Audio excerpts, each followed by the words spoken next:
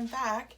So I just took the bread out of the oven. Actually, I didn't just take it out. I took it out and I've let it cool a little bit. It's still not quite cool enough.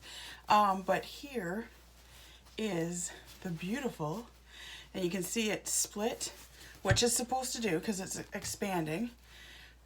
It's beautiful, smells beautiful, has a good knock. You want a good knock to it. It's soft, but the crust is nice and crusty, which is what you're looking for. Now you're not supposed to cut it too soon because you can actually crush your bread doing this, but I'm gonna attempt to do this and hopefully not super crush my bread here, just to show you the inside as well. Perfect crumb. You can see that it's steaming. So that's the perfect crumb. It's beautiful. Oh, it smells so good. And I'll bet it tastes very, very good. I'm just gonna cut the heel off the bread.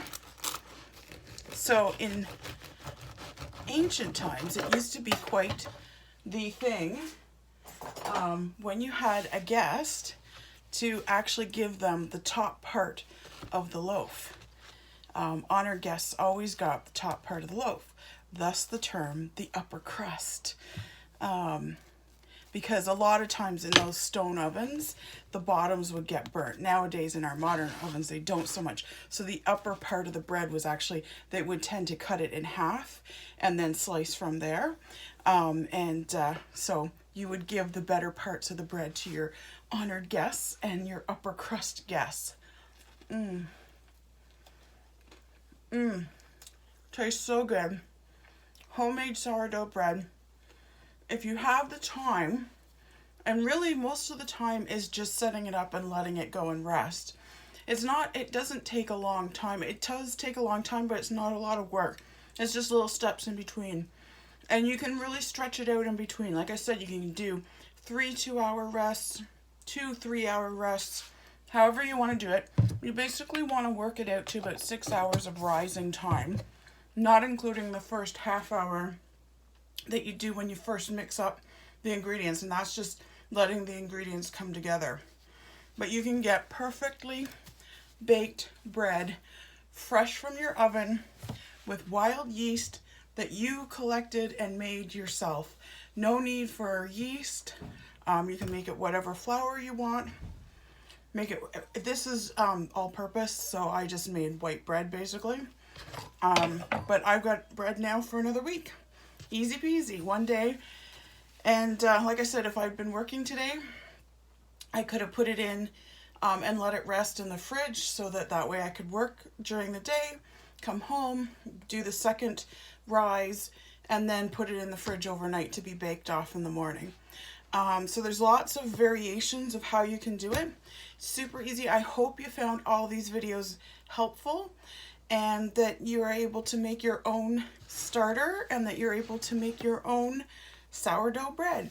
And don't be concerned if for whatever reason it doesn't turn out. I've had a few that have been a little more brick-like than they should be. It's practice, practice, practice. And also too, like the dough was acting a little strange for me today. But, you know, you just got to take it in stride. Part of it is the journey, and even the best bakers sometimes end up with not so great sourdough bread because you're working with a bit of a pet. So pets don't always cooperate, but this pet cooperated really well for me today, and I made some really great bread. And like I said, I have bread for another week. It's delicious bread. It's more nutritious than what you'll ever buy in the stores. And it's really good for your system, for your gut as well.